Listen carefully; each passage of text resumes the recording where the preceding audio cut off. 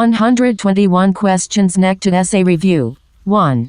How did the establishment of colonialism lead to the collapse of the Buganda Kingdom? The Buganda Kingdom was one of the most powerful states in the region prior to colonialism, but with the introduction and consolidation of colonial rule, its authority was weakened and eventually collapsed. The imposition of taxes on trade goods, as well as high-handed attempts by European governments to impose their own laws and customs on Bugandan citizens led to a decrease in local autonomy over political matters and created unrest among members of the native population. Furthermore, direct control over land ownership through taxation policies greatly reduced wealthy landowners' ability to support traditional leaders, resulting in a loss of influence for both royalty and local chieftains. Ultimately, these factors contributed significantly towards the collapse of the kingdom. 2. Differentiate between nomadic pastoralism and sedentary pastoralism.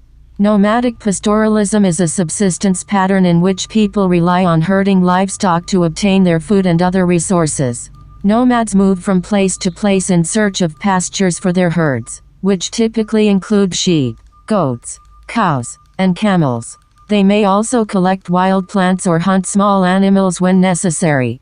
Sedentary pastoralism involves settling in one area and relying on the same resource base to sustain an established population.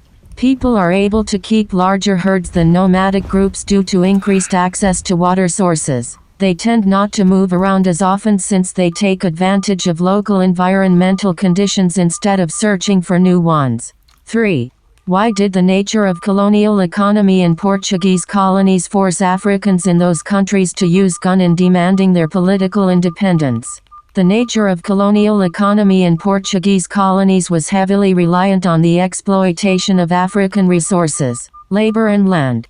This created an unequal power dynamic between Africans and their colonizers that made it difficult for Africans to challenge the status quo through peaceful means.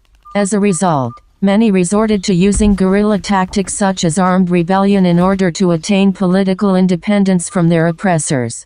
Additionally, some used guns to form liberation groups dedicated to overthrowing colonial rule or gaining more rights within existing structures.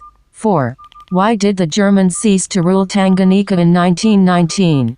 The Germans ceased to rule Tanganyika in 1919 due to the Treaty of Versailles, which forced Germany to relinquish its pre-war African holdings. This included control over Tanganyika and other colonies such as Togo and Cameroon. The League of Nations then assumed responsibility for administering the former German territories until they could be established as independent nations. 5. What caused the Great Economic Depression of the 1920s to spread worldwide?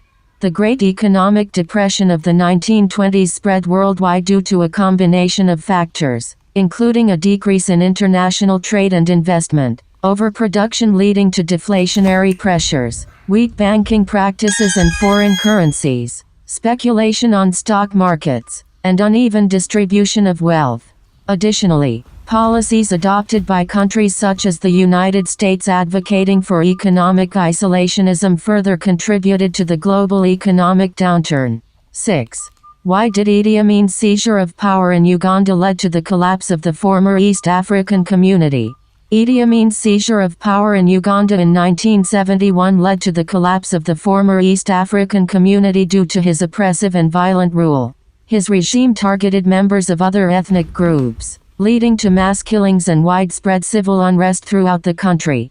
These actions caused diplomatic tensions between Uganda and its neighbors, ultimately leading to their withdrawal from the community in 1977. 7. Explain 6 characteristics of the second exploitative mode of production. 6 characteristics of the second exploitative mode of production include: 1. An advanced division of labor based on class distinctions. 2. A greater accumulation of capital and resources in the hands of a few. 3. Increased centralization and concentration of economic power. 4. Increased exploitation of workers through unfair wages, long working hours, inadequate health care and safety regulations. 5. Unequal access to resources and opportunities between men and women. 6. Heightened levels of inequality due to disparities in wealth. 8. Indirect rule policy was very advantageous to the British. Justify this statement by using 6 points. The indirect rule policy was very advantageous to the British for 6 main reasons. 1. It enabled them to control large territories with relatively few resources. 2. It decentralized power and allowed local rulers to remain in place, which increased their acceptance by indigenous populations. 3. The native population was used as a source of cheap labor and services, providing a significant economic benefit. 4. It provided access to natural resources without having to directly manage those areas. 5. Tax revenues were collected efficiently due to the existing political structures. 6. By not needing an extensive military presence, it reduced Britain's overall costs. 9. Explain 6 techniques used to acquire slaves during slave trade. 6 techniques used to acquire slaves during the slave trade included capture, coercion, kidnapping, debt bondage, warfare and deception. Captured individuals were taken from their homes or villages by force or through trickery.